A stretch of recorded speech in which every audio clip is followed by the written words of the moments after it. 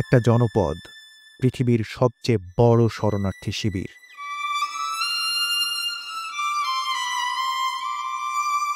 যেখানে জীবন প্রতিদিন একটা সংগ্রাম, কিন্তু সেখানেই আঁকা হয় রঙিন ছবি, বোনা হয় স্মৃতির গহনা, শোনা যায় হারিয়ে যাওয়া লোকসঙ্গীত। এই ভিডিওতে আমরা জানব কিভাবে রোহিঙ্গারা তাদের সংস্কৃতি ও পরিচয় টিকিয়ে রাখছে শিল্পচর্চার মধ্য দিয়ে। কক্সবাজারে রোহিঙ্গা শিবিরে বাস করছে প্রায় 10 লাখ মানুষ। ভিটেহারা, নিরাশ্রয় এবং এখন আন্তর্জাতিক সহায়তার সংকটে।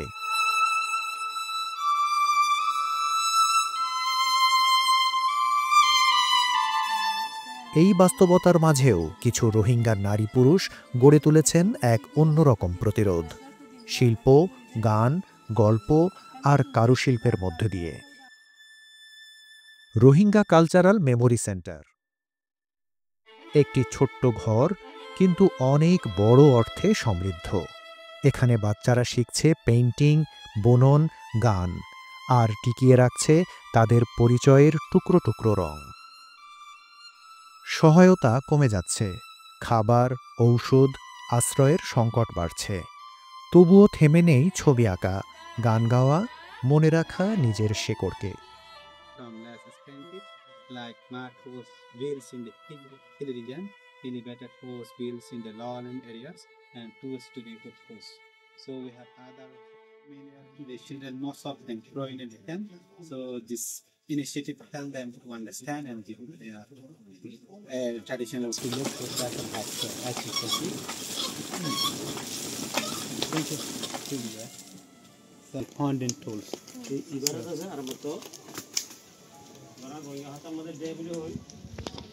To our children, as they have no experience in farming like we used to remember. Scripts. So this scripts wrote back to the ancient and script stone inscriptions. So we Rohingya people never must প্রভাব হয়ে দেয় 10 দিন বিরসে রাখতে। So fishermen 10 days for the thief and 1 day for the owner. May rarely seen this kind of boats in their real life practically. So when they visit our center, they beautiful culture of Rohingya and main source for to go for fishing. And fishing was used for nutrition and also for economic purpose. And we have nets. Movable. Children no need to move around. We move and children gather and listen, and we show the story and art.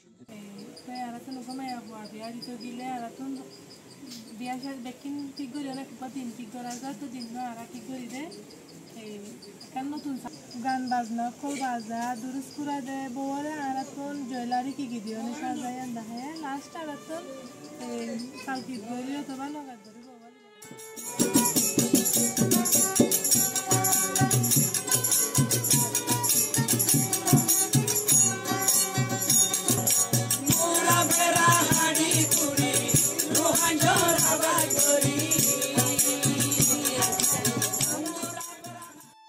রঙে আঁকা হচ্ছে ফেলে আসা গ্রাম, গানে বাজছে হারিয়ে যাওয়া ভাষার সুর। বিশ্ব যখন ভুলে যাচ্ছে এই মানুষগুলোর কথা, তারা বলছে আমরা আছি, আমরা মানুষ, আমাদের ভাষা আছে, গান আছে, ইতিহাস আছে। এই ভিডিও শুধু তথ্য নয়, একটি আত্মপরিচয়ের ঘোষণা।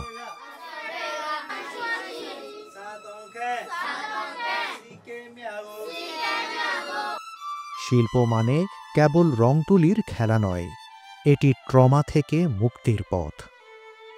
যেখানে থেমে গেছে ভবিষ্যৎ, যেখানে এক শিশুর আঁকা ছবি দেখায় আশার আলো। জাতিসংঘ, এনজিও, সাহায্য সংস্থাগুলোর কাছে প্রশ্ন, সহায়তা কেবল খাদ্য না, সাহিত্যের, শিল্পের, সংস্কৃতির সহায়তাও জরুরি। একটি জাতির কণ্ঠস্বর যদি চাপা পড়ে যায়, তার ভবিষ্যৎ আর দাঁড়াতে পারে না। এই গল্প শুধু রোহিঙ্গাদের নয়, এটা মানুষের সাহসের গল্প। ভিডিওটি শেয়ার করুন, মন্তব্যে বলুন আপনার ভাবনা, আর সাবস্ক্রাইব করুন এই রকম সত্য, সাহসিকতা ও সংস্কৃতির গল্প আরও পেতে।